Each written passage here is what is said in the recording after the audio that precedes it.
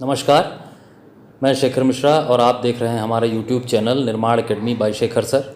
दोस्तों, हम जो ये वीडियो लेके आए हैं ये एक सीरीज है पॉलिटी की, और पूरी पॉलिटी के सभी महत्वपूर्ण क्वेश्चन धीरे धीरे करके हम लोग सॉल्व करेंगे। आज ये उसका पहला वीडियो है और ये सीरीज आगे चलती रहेगी, और आप डेली इसको हर दूसरे तीसरे दिन इससे संबंधित कोई ना कोई वीडियो आपको मिलेगा जो नेक्स्ट चैप्टर का होगा। आज हम जो संविधान है हमारा उसके शुरुआती चैप्टर को जो है कवर करने वाले हैं, और सभी महत्वपूर्ण प्रश्न मैं इसमें लेके आया हूं। आप वीडियो पे अंत तक बने रहिएगा, और इसकी जो फ्री पीडीएफ है वो हमारे टेलीग्राम चैनल पे जाके आप उसको प्राप्त कर सकते हैं। अगर आपने अभी उसको फॉलो नहीं किया है तो मैं लिंक डिस्क्रिप्शन बॉक्स में दे दूंगा, वहाँ से आप उसको फॉलो कर लीजिएगा। तो चलिए हम आज के महत्वपूर्ण पॉलिटी के प्रश्न जो हैं, हमारे भारतीय संविधान के प्रश्न, उसको हल करते हैं, उसके बारे में समझते हैं। चलिए, आज का जो हमारा पहला प्रश्न है, लिखित नियमों का एक समूह जिसे किसी देश में रहने वाले सभी लोगों द्वारा स्वीकार किया जाता है को क्या कहते हैं। तो आप सब जानते हैं हम संविधान के बारे में पढ़ने जा रहे हैं। इसका जो सही उत्तर है वो है संविधान। ऑप्शन सी बिल्कुल करेक्ट है। संविधान एक ऐसा प्रलेख होता है जिसमें जो नियम दिए गए होते हैं उसको उस देश के सभी नागरिकों को स्वीकार करना पड़ता है। हम जिस देश में रहते हैं उस देश के संविधान के अनुकूल ही कार्य कर सकते हैं। वो हमारे ऊपर बाध्यकारी भी होता है क्योंकि उसको हम सभी लोगों ने मिलकर बनाया होता है। जैसे आप जब भी भारत की प्रस्तावना पढ़ते हैं तो उसमें देखते हैं हम भारत के लोग, यहाँ से शुरू होता है। तो जब हम ये स्वयं कह रहे हैं कि इसे हमने बनाया है और हमें इसी के अनुरूप चलना है, तो हमें उसी के अनुरूप चलना ही होता है, वो हमारे ऊपर बाध्यकारी भी होता है। तो इस पहले प्रश्न का जो उत्तर है वो है संविधान। चलिए नेक्स्ट क्वेश्चन पे चलते हैं। देखिए, इसका कुछ महत्वपूर्ण बिंदु भी हम जान लेते हैं, की पॉइंट्स इसके हम समझ लेते हैं। भारत का संविधान देश का सर्वोच्च कानून है। जैसा कि मैंने आपको बताया, भारतीय संविधान की मुख्य विशेषताएं जो है उसको हम समझते हैं। ये सबसे लंबा लिखित संविधान है। दुनिया में इतना बड़ा लिखित संविधान कहीं नहीं मिलता, और विभिन्न स्रोतों से लिया गया है। एकल नागरिकता, एकीकृत न्यायिक प्रणाली, स्वतंत्र न्यायपालिका, लचीला और कठोर दोनों है। ठीक है, तो ये इस संविधान की विशेषता है। ठीक, चलिए नेक्स्ट क्वेश्चन पे हम अपने दूसरे प्रश्न पे चलते हैं। तो आज का जो ये हमारा दूसरा प्रश्न है, भारत का संविधान सरकार की किस प्रणाली के साथ एक संप्रभु समाजवादी धर्मनिरपेक्ष लोकतांत्रिक गणराज्य है। ठीक है, तो ये यहाँ कौन सी प्रणाली लागू है पूछ रहा है, एकात्मक, संसदीय, राजतंत्रीय या राष्ट्रपतीय। तो आप सब लोगों को पता होगा कि भारत में संसदीय शासन प्रणाली लागू है, और इसी संसदीय शासन प्रणाली के अंतर्गत हम एक संप्रभु समाजवादी धर्मनिरपेक्ष लोकतांत्रिक गणराज्य हैं। ठीक है, चलिए इसके बारे में हम कुछ महत्वपूर्ण बिंदु भी समझ लेते हैं, कुछ की पॉइंट समझ लेते हैं। भारत सरकार की संसदीय प्रणाली के साथ एक स्वतंत्र संप्रभु समाजवादी लोकतांत्रिक गणराज्य है। संसदीय प्रणाली सरकार का एक रूप है। ठीक है, कहीं अध्यक्षीय प्रणाली, जैसे अमेरिका में अध्यक्षीय प्रणाली होती है, भारत में संसदीय प्रणाली जो सरकार का एक रूप होती है, जहाँ कार्यकारी विधायिका के बहुमत समर्थन के साथ शक्ति धारण करते हैं। ठीक है, भारत में आप देखते हैं कि संसदीय शासन प्रणाली के अंतर्गत जो दिल्ली में द्विसदनीय व्यवस्था बनी हुई है, 2 सदन हैं, और वहाँ जो हमारा जनता का सदन लोकसभा है, वहाँ जो बहुमत प्राप्त दल का नेता होता है वो भारत का प्रधानमंत्री होता है और शासन चलाता है। ये व्यवस्था संसदीय शासन प्रणाली कहलाती है। और ये व्यवस्था ली कहाँ से गई है? ये व्यवस्था हमने ब्रिटेन से लिया है। कहाँ से? ब्रिटेन से, जिसने हमारे ऊपर शासन किया था, ब्रिटेन, वहीं से ली गई। ठीक, चलिए नेक्स्ट क्वेश्चन पे हम लोग चलते हैं। देखिए, जो अगला आज का हमारा प्रश्न है उसको आप ध्यान से देखिएगा। भारत के गणतंत्र दिवस समारोह के समापन को चिन्हित करने वाला समारोह क्या कहलाता है? जब गणतंत्र दिवस होता है तो उसमें जो समारोह आयोजित किया जाता है उसका समापन जब होता है तो वो किस समारोह से जो है उसका समापन किया जाता है? ऑप्शन है बीटिंग रिट्रीट समारोह, भारतीय वायुसेना के लड़ाकू विमान द्वारा फ्लाई पास्ट, राष्ट्रपति भवन में एट होम समारोह, राष्ट्रीय युद्ध स्मारक पर श्रद्धांजलि समारोह। तो यहाँ इस प्रश्न का सही उत्तर है बीटिंग रिट्रीट समारोह। ठीक है, कौन सा? बीटिंग रिट्रीट समारोह। जब गणतंत्र दिवस के समारोह का आयोजन होता है तो जो अंतिम चीज़ होती है, उसके समापन की चीज़ होती है, वो बीटिंग रिट्रीट समारोह होती है। चलिए अगले प्रश्न पे चलते हैं हम लोग। देखिए आज का जो हमारा अगला प्रश्न है, किस वर्ष कांग्रेस अध्यक्ष मोतीलाल नेहरू और बाकी के 8 कांग्रेस नेताओं ने भारतीय संविधान का प्रारूप तैयार किया था? ठीक है, प्रारूप जो है वो भारतीय संविधान का किस वर्ष तैयार किया गया था, किसके द्वारा? मोतीलाल नेहरू और उनके 8 कांग्रेस नेताओं। तो जिन लोगों ने इतिहास पढ़ा होगा, मैं आपको इतिहास से इसको कनेक्ट करता हूँ। देखिए 1928 में नेहरू कमेटी बनी जिसके अध्यक्ष थे मोतीलाल नेहरू और उसमें 8 कांग्रेस के और नेता थे, और इन लोगों ने उसमें भारतीय संविधान का प्रारूप तैयार किया था। और बाद में 28 में ही अगस्त के महीने में 28 अगस्त को ही जो है इसकी रिपोर्ट प्रस्तुत की गई थी। तो इसमें सही उत्तर है ऑप्शन सी 1928। देखिए ये गंभीर प्रश्न है, थोड़ा सा इसको ध्यान लगा के पढ़ने की बात है, क्योंकि आगामी जो परीक्षाएं हैं आरओ और यूपीपीसीएस या आईएएस, तो उन सभी परीक्षाओं में इस तरीके के प्रश्न पूछे जाते हैं। वनडे एग्ज़ाम में भी ये प्रश्न प्रभावित करते हैं, तो आप इसको ध्यान से पढ़िएगा, महत्वपूर्ण क्वेश्चन है, अंतिम तक बने रहिएगा। चलिए 1928 इसका सही उत्तर है। और इसके बारे में कुछ महत्वपूर्ण बात हम लोग समझ लेते हैं। देखिए मोतीलाल नेहरू रिपोर्ट जो है 1928 में पंडित मोतीलाल नेहरू की अध्यक्षता वाली एक समिति द्वारा बनाई गई थी। यह समिति तब बनाई गई थी जब भारत के राज्य सचिव लॉर्ड बर्किनहेड थे। ठीक है, लॉर्ड बर्किनहेड ने भारतीय नेताओं को देश के लिए एक संविधान का मसौदा तैयार करने के लिए कहा था। ठीक है, यही जो मैंने अभी आपसे चर्चा की, ये उसी से संबंधित बातें हैं। चलिए नेक्स्ट क्वेश्चन पे हम लोग चलते हैं।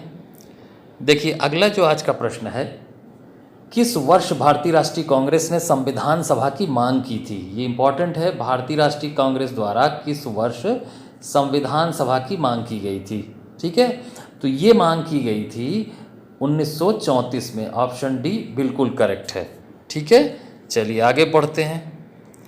देखिए अगला जो आज का प्रश्न है, किसने उद्देश्य प्रस्ताव पेश किया था जिसको बाद में भारत के संविधान की प्रस्तावना के रूप में ग्रहण किया गया था? तो ये व्यक्ति थे पंडित जवाहरलाल नेहरू, जिन्होंने ऐतिहासिक उद्देश्य प्रस्ताव 13 दिसंबर को प्रस्तुत किया था। कब? 13 दिसंबर 1946 को। ठीक है, तो इसमें क्या हुआ कि 9 दिसंबर को पहली बैठक हुई, 11 दिसंबर को दूसरी और 13 दिसंबर को ऐतिहासिक उद्देश्य प्रस्ताव प्रस्तुत किया गया पंडित जवाहरलाल नेहरू के द्वारा। इसके बारे में जो है मैंने आपको बताया। अब आप नेक्स्ट क्वेश्चन की ओर बढ़ते हैं हम लोग। तो जो हमारा अगला सवाल है, पंडित जवाहरलाल नेहरू ने उद्देश्य प्रस्ताव कब पेश किया था? देखिए वो अगला सवाल वही आ गया जो मैंने अभी आपको बताया था कि कब पेश हुआ उद्देश्य प्रस्ताव। 13 दिसंबर 1946 को, क्योंकि पहली बैठक 9 दिसंबर, 2 दिन बाद 11 दिसंबर दूसरी बैठक। पहली बैठक में डॉक्टर सच्चिदानंद सिन्हा को अस्थायी अध्यक्ष बनाया गया संविधान सभा का। दूसरी बैठक जो 11 दिसंबर को हुई उसमें डॉक्टर राजेंद्र प्रसाद स्थायी अध्यक्ष बन गए। और जब 13 दिसंबर 1946 को ऐतिहासिक उद्देश्य प्रस्ताव प्रस्तुत किया गया, जिसे 22 जनवरी 1947 को सर्वसम्मति से पारित कर दिया गया। तो यहाँ सही उत्तर ऑप्शन बी 13 दिसंबर 1946। चलिए नेक्स्ट क्वेश्चन पे चलते हैं। देखिए यहाँ वो सारी बातें मैंने नोट करके रखी हैं, इसको भी आप देख लीजिए। 13 दिसंबर जवाहरलाल नेहरू ने उद्देश्य प्रस्ताव पेश किया था। इस संकल्प ने संविधान निर्माताओं की आकांक्षाओं और मूल्यों को स्थापित किया। ठीक है, इसके तहत भारत के लोगों को सामाजिक, आर्थिक और राजनीतिक न्याय, समानता, मौलिक स्वतंत्रता की गारंटी दी गई। यह संकल्प 22 जनवरी 1947 को सर्वसम्मति से अपनाया गया। कभी ये भी प्रश्न आ सकता है, ध्यान रखिएगा, पेश कब किया गया ये तो याद रहता है, लेकिन ये पारित कब हुआ या अपनाया कब गया? तो ये 22 जनवरी 1947 को इसको अपनाया गया। और संविधान की प्रस्तावना जो है इसी पर आधारित है, इसी उद्देश्य प्रस्ताव पर। चलिए नेक्स्ट क्वेश्चन पे चलते हैं। देखिए जो हमारा आज का अगला सवाल है, निम्नलिखित में से क्या भारतीय संविधान की प्रमुख विशेषताओं में से एक है? ठीक है, ऑप्शन है निरंकुश सरकार, आश्रित न्यायपालिका और गैर धर्मनिरपेक्ष या संघवाद।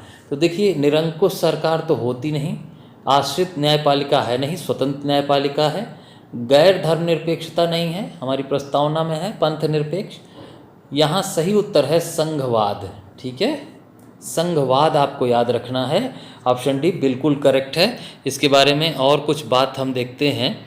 देखिए ये भारतीय संविधान की विशेषताएं क्या हैं? संघवाद है, गणतंत्रवाद है, न्यायपालिका की स्वतंत्रता है, प्रस्तावना, मौलिक अधिकार, निर्देशक सिद्धांत, धर्मनिरपेक्षता, कानून का शासन, उदार लोकतंत्र, ये सब विशेषताएं हैं। ठीक है, तो संघवाद इसकी विशेषता है। चलिए नेक्स्ट क्वेश्चन पे चलते हैं। देखिए हमारा जो आज का अगला प्रश्न है, किन सभी देशों का अपना संविधान होता है? ठीक है, सभी देशों का अपना संविधान होता है। साम्यवादी, लोकतांत्रिक, कुलीनतंत्रीय। देखिए यहाँ ये जो है भारत का संविधान कैसा है इसके बारे में पूछ रहा है, तो ये थोड़ा सा आप इसको ध्यान दीजिएगा कि भारत का संविधान कैसा है, साम्यवादी है, लोकतांत्रिक है, कुलीनतंत्री है या सर्वसत्तात्मक है। तो यहाँ भारत का संविधान जो है वो लोकतांत्रिक है। ठीक है, कैसा है, यहाँ बात हो रही है भारत के संविधान की। ठीक है, कैसा है ये? लोकतांत्रिक है, जहाँ जनता का शासन होता है। चलिए नेक्स्ट क्वेश्चन पे चलते हैं। देखिए जो हमारा अगला सवाल है आज का, 1946 में किसे भारतीय संविधान सभा का अंतरिम अध्यक्ष बनाया गया था?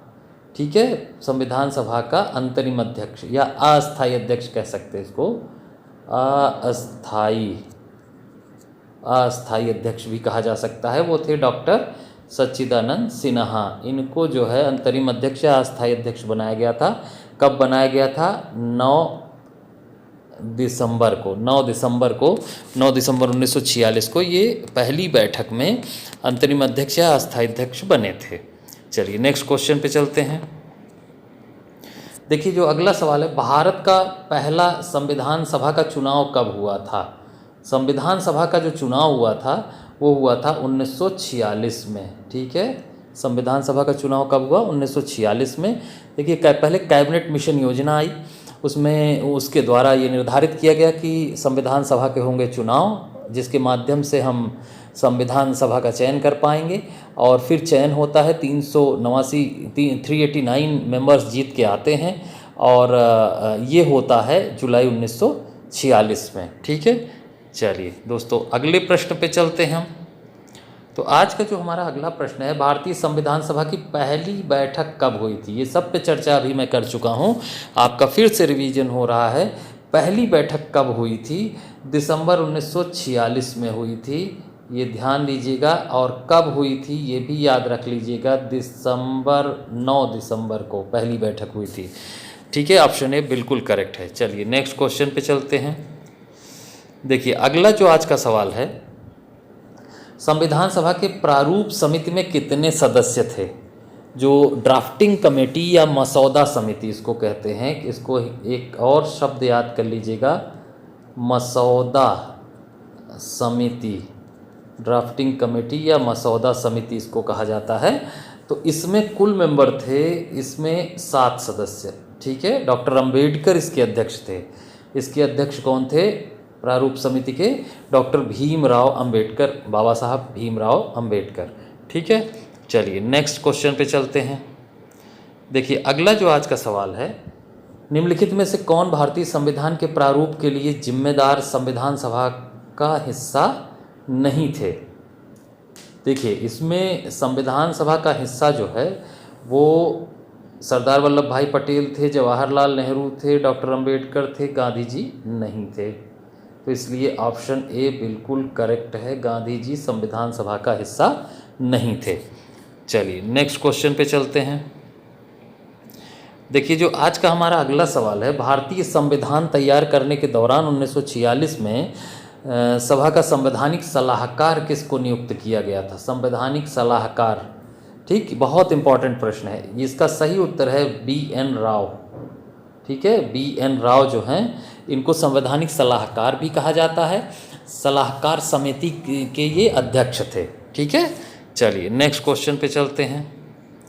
देखिए आज का हमारा जो अगला प्रश्न है, भारत के संविधान सभा के मसौदा समिति के अध्यक्ष, देखिए फिर रिपीट हो रहा है ये प्रश्न। मसौदा समिति का अध्यक्ष, जिसको हम प्रारूप समिति भी कहते हैं, मसौदा समिति भी कहते हैं, इसके अध्यक्ष थे डॉक्टर भीमराव अंबेडकर। और अभी मैंने बताया कि इसमें कितने सदस्य थे? 7 सदस्य थे। ठीक है, चलिए नेक्स्ट क्वेश्चन पे चलते हैं। देखिए जो आज का हमारा अगला सवाल है, भारत के संविधान ने भारत सरकार के किस अधिनियम से कई संस्थागत विवरण और प्रक्रियाओं को अपनाया है? देखिए इसमें से एक ऐसा अधिनियम है जिसको संविधान का आधार या नींव कहा जाता है, और वो अधिनियम है भारत शासन अधिनियम 1935। भारत शासन अधिनियम 1935, क्योंकि इसमें ये बहुत बड़ा था। इसमें 321 अनुच्छेद और 10 अनुसूचियाँ थीं, और इसमें से 250 अनुच्छेद लगभग अपना लिए गए थे, भारतीय संविधान में रख लिए गए थे, और इसीलिए ये सबसे ज़्यादा प्रभावित करता है हमारे संविधान को, और इसको वर्तमान भारतीय संविधान का आधार या नींव कहा जाता है, 1935 के भारत शासन अधिनियम को। चलिए नेक्स्ट क्वेश्चन पे चलते हैं। देखिए आज का जो हमारा अगला सवाल है, संविधान सभा की कुल सदस्यता 389 थी, जिसमें कितने रियासतों के प्रतिनिधि थे? ठीक है, देखिए अब मैं आपको बताता हूँ। इसमें से अगर देखेंगे 292, 3 खंड बंटते हैं, एक है 93 और 4। ठीक है, 292 प्रांतों से थे, प्रांतों से। ठीक है, 93 देसी रियासतों से थे, और 4 चीफ कमिश्नर क्षेत्र थे। तो यहाँ ऑप्शन डी बिल्कुल करेक्ट है। रियासतों से जो है 93 सदस्य थे। इसको जोड़ेंगे आप तो 389 मेंबर्स आ जाएंगे।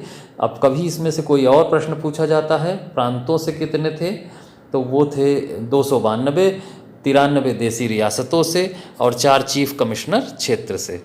चलिए नेक्स्ट क्वेश्चन पे चलते हैं।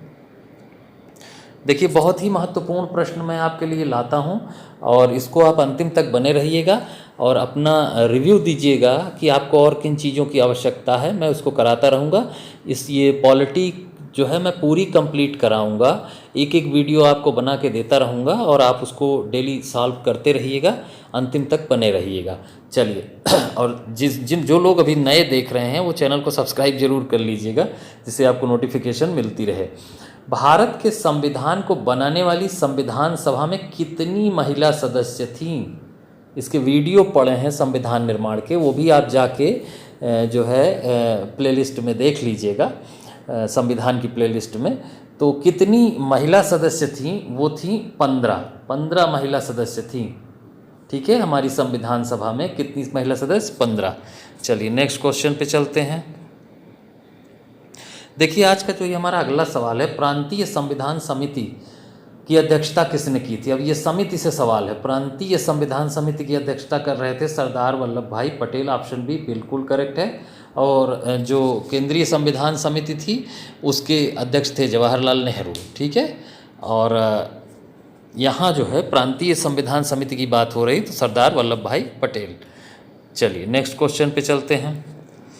देखिए अगला जो आज का हमारा सवाल है, भारत की संविधान सभा की सदन समिति के अध्यक्ष कौन थे? देखिए ये समिति आप याद रख लीजिएगा। सदन समिति के अध्यक्ष कौन थे? वो थे बी पट्टाभी सीतारमैया। ठीक है, गांधी जी के अनन्य अनुयायी पट्टाभी सीतारमैया जी। ऑप्शन ए बिल्कुल करेक्ट है, और ये सदस्य थे सदन समिति के, याद रखिएगा। चलिए नेक्स्ट क्वेश्चन पे चलते हैं। देखिए जो आज का हमारा अगला सवाल है, भारतीय संविधान की प्रारूप समिति के अध्यक्ष। देखिए प्रारूप समिति रिपीट हो रहा है बार बार, बहुत इंपॉर्टेंट है, हर परीक्षा में पूछा जाता है। इसको मसौदा समिति भी कहते हैं। डॉक्टर भीमराव अंबेडकर इसके अध्यक्ष थे। ऑप्शन बी बिल्कुल करेक्ट है। चलिए नेक्स्ट क्वेश्चन पे चलते हैं। अगला जो आज का सवाल है, भारत की संविधान सभा की किस समिति के अध्यक्ष अल्लादी कृष्णा स्वामी अय्यर थे? ठीक है, अल्लादी कृष्णा स्वामी अय्यर, ये किस समिति के जो है अध्यक्ष रहे हैं, इसको आपको ध्यान रखना है। मैं आपको बताता हूँ कि अल्लादी कृष्णा स्वामी अय्यर जो है वो किस समिति के रहे हैं? प्रत्यय पत्र समिति।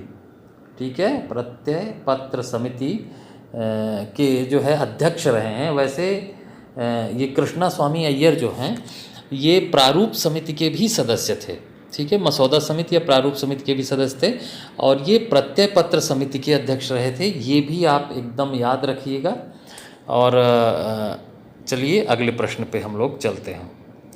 देखिए जो हमारा अगला प्रश्न है, निम्नलिखित में से कौन 1946 में मद्रास निर्वाचन क्षेत्र से संविधान सभा का हिस्सा बना था? ठीक है, तो मद्रास निर्वाचन, नए सवाल हैं, आप इसको रट लीजिएगा। मद्रास निर्वाचन क्षेत्र से संविधान सभा के लिए जीत के आए जो सदस्य थे उनका नाम था अम्मू स्वामीनाथन। अम्मू स्वामीनाथन। ठीक है, चलिए नेक्स्ट क्वेश्चन पे चलते हैं। देखिए जो हमारा आज का अगला सवाल है वो है, भारतीय स्वतंत्रता अधिनियम 1947 की किस धारा द्वारा संविधान सभा को मान्यता दी गई? कौन सी धारा थी जिसके द्वारा संविधान सभा को मान्यता दी गई थी? तो वो धारा थी धारा 8 का जो पहला खंड था उसके द्वारा जो है संविधान सभा को मान्यता दी गई थी। याद कर लीजिएगा, बहुत इम्पॉर्टेंट है। धारा 8(1) के तहत जो है संविधान सभा को मान्यता दी गई थी। चलिए नेक्स्ट क्वेश्चन पे चलते हैं। अगला आज का जो प्रश्न है, जीवी मावलंकर भारत की संविधान सभा के किस समिति के अध्यक्ष थे? वो आप ध्यान रखिएगा, ये किस समिति के थे? ये थे कार्यों, जो कार्य समिति थी, कार्यों पर समिति, उसके जो है अध्यक्ष थे। ऑप्शन बी बिल्कुल करेक्ट है। ठीक है, चलिए नेक्स्ट क्वेश्चन पे चलते हैं। अगला जो सवाल है, भारतीय संविधान सभा का 10वां सत्र कब आयोजित किया गया था? तो इसको ध्यान रखिएगा कि 10वां सत्र जो है वो आयोजित किया गया था 6 से 17 अक्टूबर 1949। 6 अक्टूबर से 17 अक्टूबर 1949 को आयोजित किया गया था। कौन सा सत्र? 10वां सत्र। ठीक, चलिए नेक्स्ट क्वेश्चन पे चलते हैं। देखिए ये बहुत इम्पॉर्टेंट प्रश्न है, इसको याद रखिएगा। भारत का संविधान किसके द्वारा हस्तलिखित है? सीधे से प्रश्न को करते हैं कि भारत का जो संविधान है इसको किसने लिखा था, और उनका नाम था प्रेम बिहारी नारायण रायजादा। ऑप्शन सी बिल्कुल करेक्ट है दोस्तों, प्रेम बिहारी नारायण रायजादा के द्वारा ही हमारा संविधान लिखा गया था। चलिए नेक्स्ट क्वेश्चन पे चलते हैं। देखिए ये जो महत्वपूर्ण प्रश्न है आपका, इसको एकदम ध्यान रखते हैं और इसको देखिए। भारत संविधान सभा ने भारत के संविधान को कब स्वीकार किया? संविधान हमारा कब स्वीकार किया गया था? तो ये ध्यान रखिएगा, कब लागू किया और कब स्वीकार किया, ये दोनों अलग अलग हैं। तो इसको स्वीकार या अपनाया कब गया? 26 नवंबर 1949 को। ठीक है, लागू कब हुआ? ये डेट जो है 26 जनवरी 1950 को लागू हुआ था। तो यहाँ पूछ रहा है स्वीकार कब किया गया? 26 नवंबर 1949। जब प्रस्तावना की आखिरी लाइन आप पढ़ते हैं तो उसका उत्तर मिल जाता है।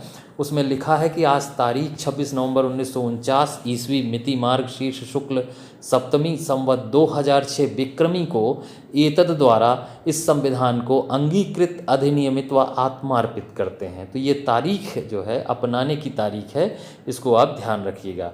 तो दोस्तों आज हमारा ये जो पहला टॉपिक है संविधान का वो कंप्लीट हो रहा है और हम जल्दी ही आपको दूसरा टॉपिक लेके आएंगे आपके लिए, फिर से 30 सवाल, और उसको आप करिएगा और आप देखेंगे कि आपकी आगामी जो भी परीक्षाएं हैं आयोग की और अन्य एक दिवसीय परीक्षाओं में ये बहुत ही इम्पॉर्टेंट होने वाला है। वीडियो पसंद आया हो तो लाइक कर दीजिएगा, चैनल को सब्सक्राइब कर लीजिएगा और बेल आइकन प्रेस कर दीजिएगा, जिससे आपको हमारे वीडियो की नियमित नोटिफिकेशन सबसे पहले मिल सके। धन्यवाद। जय हिंद दोस्तों।